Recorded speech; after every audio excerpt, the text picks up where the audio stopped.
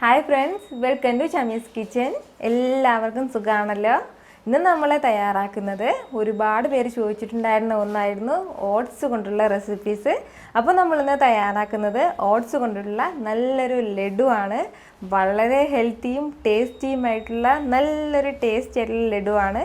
വളരെ സിമ്പിളായിട്ട് നമുക്കിത് തയ്യാറാക്കാവുന്നതേ ഉള്ളൂ. എന്നാൽ ശരി, ഇതെങ്ങനെയാണ് തയ്യാറാക്കുന്നതെന്ന് നോക്കാം. ഫസ്റ്റ് നമുക്ക് ഓട്സ് ഒന്ന് റോസ്റ്റ് ചെയ്തെടുക്കണം. അപ്പോൾ അതിന് വേണ്ടിയിട്ട് ഞാനിപ്പോൾ 1 ടേബിൾ സ്പൂൺ നെയ്യ് ചേർത്ത് കൊടുക്കുകയാണ്. അപ്പോൾ ലഡുവിന് എപ്പോഴും ഒരല്പം നെയ്യ് ചേർക്കുന്നത് ഒരു പ്രത്യേക ടേസ്റ്റാണ്. ഇനി നമുക്കിതിലേക്ക് 1 കപ്പ് ഓട്സ് ചേർത്ത് കൊടുക്കാം. 125 ഗ്രാം ഓട്സാണ് ഞാൻ എടുത്തിട്ടുള്ളത്. ഇനി ഇത് ഒരു 2 മിനിറ്റ് മീഡിയം ഫ്ലെയിമിൽ വെച്ചിട്ട് നമുക്ക് നല്ലതുപോലെ ഒന്ന് റോസ്റ്റ് ചെയ്തെടുക്കാം. ഇതിപ്പോൾ 2 മിനിറ്റ് ആയിട്ടുണ്ട്. നമ്മുടെ ഓട്സ് നല്ലപോലെ റോസ്റ്റ് ആയിട്ടുണ്ട്. നല്ലൊരു മണം എല്ലാം വരുന്നുണ്ട്. ഇനി നമുക്കിത് മാറ്റാം.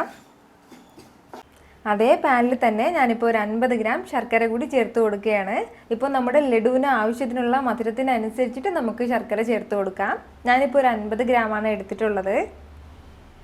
ഇതിലേക്ക് നമുക്കിനി ഒരു 1/4 കപ്പ് അളവിൽ വെള്ളം കൂടി ചേർത്ത് കൊടുക്കാം. ഇനി ഇത് നല്ലതുപോലെ മെൽറ്റ് ആവുന്നത് വരെ നമ്മളൊന്ന് ചെറുതായിട്ടൊന്ന് ഇളക്കി കൊടുക്കണം.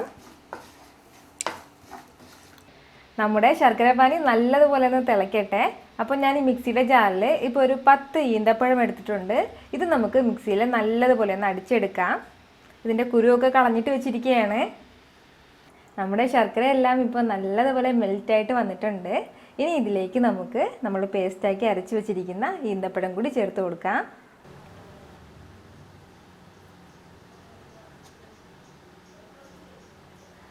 ഇനി നമുക്കിത് നല്ലതുപോലെ ഒന്ന് മിക്സ് ചെയ്ത് കൊടുക്കാം. ഈന്തപ്പഴം പേസ്റ്റ് നല്ല കട്ടിയായതിൻ്റെ പേരിൽ കുറച്ച് പാടാണ്. നമ്മളിത് നല്ലതുപോലെ ഒന്ന് ഇളക്കി കൊടുക്കണം. അപ്പോൾ മാത്രമേ ഇത് നല്ലതുപോലെ മെൽറ്റായിട്ട് വരുള്ളൂ എല്ലാം കൂടി. ഈന്തപ്പഴം എല്ലാം നല്ലതുപോലെ മിക്സായിട്ട് വന്നിട്ടുണ്ട്. ഇനി നമുക്ക് നമ്മൾ നേരത്തെ റോസ്റ്റ് ചെയ്ത് വെച്ചിരുന്ന ഓട്സ് കൂടി ചേർത്ത് കൊടുക്കാം. നല്ലതുപോലെ ഒന്ന് മിക്സ് ചെയ്ത് കൊടുത്താൽ മാത്രം മതി. ഒരുപാട് സമയമൊന്നും ഇട്ടിരിക്കേണ്ട. ഇനി നമുക്കിതിലേക്ക് കുറച്ച് നട്ട്സ് ചേർത്ത് കൊടുക്കാം. ഞാനിപ്പോൾ കുറച്ച് ബദാമും പിസ്തയും കാഷ്യൂനട്ടും കുറച്ച് കപ്പലണ്ടി എടുത്തിട്ടുണ്ട്. ഇതെല്ലാം ഞാനിപ്പോൾ ചെറുതായിട്ട് അരിഞ്ഞിട്ട് വെച്ചിരിക്കുകയാണ്. അപ്പോൾ നമുക്ക് ഇഷ്ടമുള്ള നട്ട്സ് നമുക്കിതിൽ ചേർത്ത് കൊടുക്കാം. കിസ്മിസ് ഉണ്ടെങ്കിൽ കിസ്മിസ് വേണമെങ്കിലും ചേർക്കാം. നമ്മുടെ കൈവശം ഏത് നട്ട്സാണോ ഉള്ളത് അത് മാത്രം ചേർത്ത് കൊടുത്താൽ മതിയാകും. ഇനി ഇതിലേക്ക് ഒരു 1/2 ടീസ്പൂൺ ഏലക്ക പൊടിച്ചത് കൂടി ചേർക്കാം. അപ്പോൾ ഈ ഏലക്കയുടെ നല്ല മണമെല്ലാം ലഡുവിലുണ്ടാകും. ഇനി ഇത് നല്ലതുപോലെ ഒന്ന് മിക്സ് ചെയ്ത് കൊടുക്കാം. നല്ലതുപോലെ ഒരു 2 മിനിറ്റ് നമ്മൾ വീണ്ടും ഇത് ഇളക്കി കൊടുത്തുകൊണ്ടേ ഇരിക്കണം. ഇനി നമ്മൾ ലോ ഫ്ലെയിമിൽ വെച്ചിരുന്നാൽ മതിയാവും. മീഡിയം ഫ്ലെയിമിൽ വെക്കണം എന്ന് ആവശ്യമില്ല. ഇതിപ്പോൾ ഒരു 2 മിനിറ്റ് ആയിട്ടുണ്ട്. ഇനി നമുക്ക് ഫ്ലെയിം ഓഫ് ചെയ്ത് കൊടുക്കാം. ഇതിപ്പോൾ ഞാനൊരു ബൗളിലേക്ക് മാറ്റിയിട്ടുണ്ട്. ഇത് ചെറുതായിട്ടൊന്ന് തണുത്തിട്ടുണ്ട്. ഇനി നമുക്കിത് ഓരോ ചെറിയ ചെറിയ ഉരുളകളായിട്ട് ഉരുട്ടിയെടുക്കാം. ഓരോന്നും ലഡുവിൻ്റെ ഷേപ്പിൽ നമുക്ക് നല്ലതുപോലെ ഒന്ന് ഉരുട്ടിയെടുക്കാം. കുറച്ച് തിക്കായിട്ടുള്ള മിക്സാണ്. അപ്പോൾ നമ്മൾ നല്ലതുപോലെ ഒന്ന് അമർത്തി പിടിച്ചിട്ട് വേണം ഉരുട്ടിയെടുക്കാനായിട്ട്. ഇതുപോലെ ഓരോ ഉരുളകൾ നമുക്ക് ഉരുട്ടിയെടുക്കാം.